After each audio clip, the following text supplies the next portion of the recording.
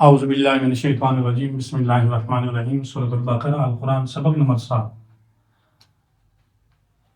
آج ہم سبق نمبر 7 میں پڑھیں گے حمزہ لام بدلا اللہ ذال یاد ذی نون بنا اللہ دین یا حمزہ پیش یو، یہ واو لکھی ہے،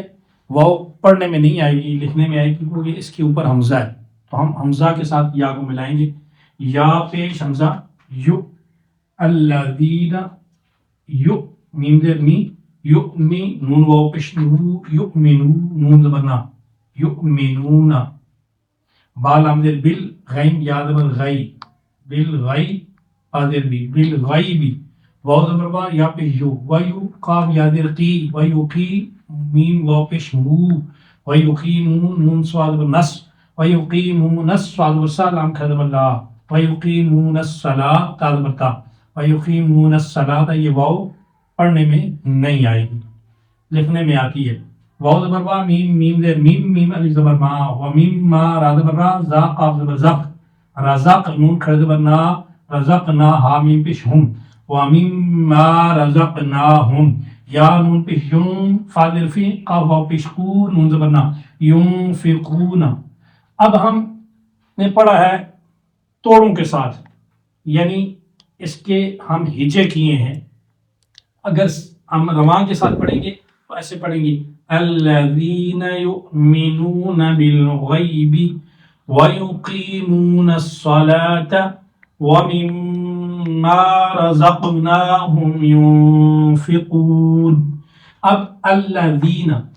دی پہ یا مدہ ہو رہا ہے، ہم ایک الف کی مقدار لمبا کریں گے، الذین بننا الذین الذین نہیں پڑھنا ہے، الذین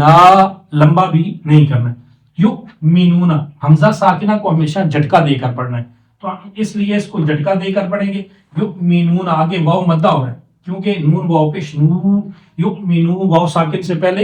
اس کے حرف کے اوپر پیش آ رہی ہے، یؤمنون با لام دیر بالغین یا زبر غی بالغی، یہاں پر یا لین ہو رہا ہے، یا ساکن سے پہلے زبر آ رہی ہے، یہاں پر یا ساکن سے پہلے زیر آ رہی ہے، یہاں پر یا مدہ ہو رہا ہے، یہاں پر یا لین ہو رہا ہے، یا لین اور یا مدہ میں فرق سمجھ لیں۔ وَيُقِيمُ واو زبر وَيُقِي، یہاں پر بھی یا مدہ ہو رہا ہے، قاف یا دلقی وَيُقِيمُ واو مدہ ہو رہا ہے، میم واو پیش مو واو ساکن سے پہلے میم کے اوپر پیش آ رہی ہے، وَيُقِيمُونَ الصَّلَاةَ لام کھڑے زبر لا، یہ الف مدہ کے قائم مقام ہے، نَصَّلَاةَ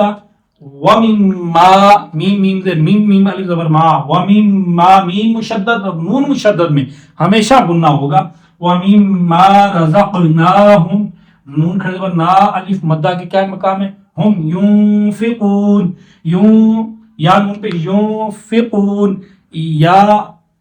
نون کے ساتھ مل رہی ہے اور نون ساکن کے بعد حروف مستعلیہ میں سے نون ساکن کے بعد حروف اخفا میں سے فا آ رہا ہے، تو اس لیے ہم یہاں پر ينفقون یعنی نون غنہ کریں گے، یعنی اخفا کریں گے، یعنی یہاں پر آواز ناک میں جائے گی ينفقون وَمِمَّا رَزَقْنَاهُمْ يُنفِقُونَ یا نون پہ یوں فاضل فی ينفق قاو پیش کو نون بنا ينفقون ينفقون، وقف کی حالت میں آخری حرف کو ہم ساکن کریں گے۔ جزاک اللہ، آج کا سبق یہ تھا، اس کو ہم سمری میں بھی آج پڑھا ہے، ہم نے اس کو جوڑ توڑ کے الگ الگ حروف نہیں لکھے ہیں کیونکہ اب ہم اسی طرح انشاءاللہ پڑھیں گے۔ جزاک اللہ۔